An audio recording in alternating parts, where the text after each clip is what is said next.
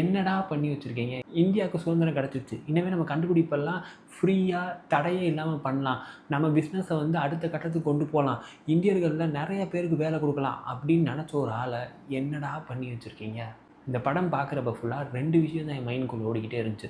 முதல் விஷயம், இதுக்கு பிரிட்டிஷே பரவாயில்லையே அப்படிங்கிற அந்த விஷயம். 2வது விஷயம், இவர் மட்டும் இந்தியாவுல பிறக்காம வேற ஏதாவது நாடுல பிறந்திருந்தா, இவர கொண்டாடி தீர்த்திருப்பாங்க அப்படிங்கிற அந்த விஷயம்.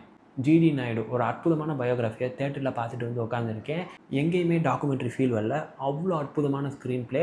நம்ம பார்க்குறப்பே அடுத்தென்ன அப்படின்னு சொல்லிட்டு எண்ணங்கள் நமக்குள்ளே ஓடிக்கிட்டே இருக்குது. இந்த படத்தை லேட்டாக தியேட்டரில் பார்த்துட்டோமே அப்படிங்கிற கில்ட் ஃபீல் எனக்கு இருக்குது. ஏன்னா நான் ரிலீஸ் ஆகி 4 நாள் கழிச்சு தான் பார்த்தேன். இப்போ தான் நான் ரிவ்யூவே போடுறேன். அடுத்து இன்னும் 2 நாளில் சூர்யா படம் வந்துடும். ஸோ இந்த படத்தை நீங்கள் போய் செக் பண்ண மாட்டீங்களோ? நம்மால் ஒரு 2 பேர் இந்த படத்தை போய் பார்த்தா நம்மளுக்கு அது போதும் அப்படின்னு நினைக்கிற ஆள் தான் நான். ஒரு நல்ல படத்தை கொண்டு போய் சேர்க்கணும் அப்படிங்கிறதுக்காக நான் மூவி ரிவ்யூவை பண்ணிக்கிட்டு இருக்கேன். இந்த படத்துக்கு லேட்டாக ரிவ்யூ போட்டு தப்பு பண்ணிட்டோமே அப்படிங்கிற எண்ணங்கள் எனக்குள்ளே ஓடிட்டு தான் இருக்குது. நம்ம கொண்டாட தவறிய ஒரு தலைவரை நம்ம கண்ணு முன்னாடி அவ்வளோ அழகாக கொண்டு வந்து காட்டியிருக்காங்க. இந்த படத்தில் எனக்கு ஒரு மிகப்பெரிய டேக்அவே கிடச்சிச்சு. நம்ம ஒரு துறையில் சாதிக்கணும்னு நினச்சா நம்மளுக்கு அந்த துறையில் ஆர்வம் இருந்தால் மட்டும் போதும். டேலண்ட், நாலேஜ் எல்லாம் அதை ஃபாலோ பண்ணிட்டு வந்துக்கிட்டே இருக்கும். நம்ம ஆர்வத்தை போட்டு அந்த துறையில் கற்றுக்க ஆரம்பித்தோன்னா மீதி எல்லாம் தானாக பின்னாடி வரும் அப்படின்னு நம்ம ஜிடி நாயுடு லைஃப்லேருந்து நம்ம கற்றுக்கலாம். இந்த படத்தில் கிளைமேக்ஸில் ஒரு டைலாக் வரும். தன்னிறைவான வாழ்க்கைனா என்ன அப்படின்னு சொல்லிட்டு ஜிடிஎன் எக்ஸ்பிளைன் பண்ணுற மாதிரி ஒரு காட்சி அமைப்பு. அது அவ்வளோ அற்புதமாக இருக்கும்.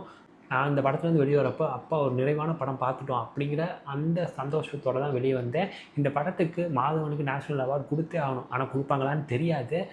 ஆனால் இந்த படமே அவருக்கு ஒரு நேஷ்னல் அவார்டு மாதிரி தான் இருந்துச்சு. ராக்கெட்ரி வந்து அங்கனங்கன ஸ்லோ பேஸில் இருக்கும். ஆனால் இது எங்கேயுமே எனக்கு ஸ்லோ பேஸில் ஃபீல் ஆகவே இல்லை. அது மட்டும் இல்லாமல் நம்ம வியந்து ஸ்க்ரீனை பார்த்துக்கிட்டே இருக்கோம். ஒரு மனிதன் இவ்வளோ கண்டுபிடிச்சிருக்கானா, இவ்வளோ மாற்றத்தை கொண்டு வந்திருக்கானா அப்படின்னு சொல்லிட்டு நம்ம பார்த்துக்கிட்டே இருக்கோம். எனக்கு ஒரே ஒரு ரெக்வஸ்ட் தான். உங்கள் வீட்டில் 7 to 18 வயசில் குழந்தைகள் இருந்தால் இந்த மாதிரி படங்களை கொண்டு போய் காட்டுங்க. கண்டிப்பாக டைம் கிடச்சா இல்லை, டைமை உருவாக்கி இந்த படத்தை போய் பாருங்கள். GD Naidu, a best biographical movie I have watched in recent times. Bye.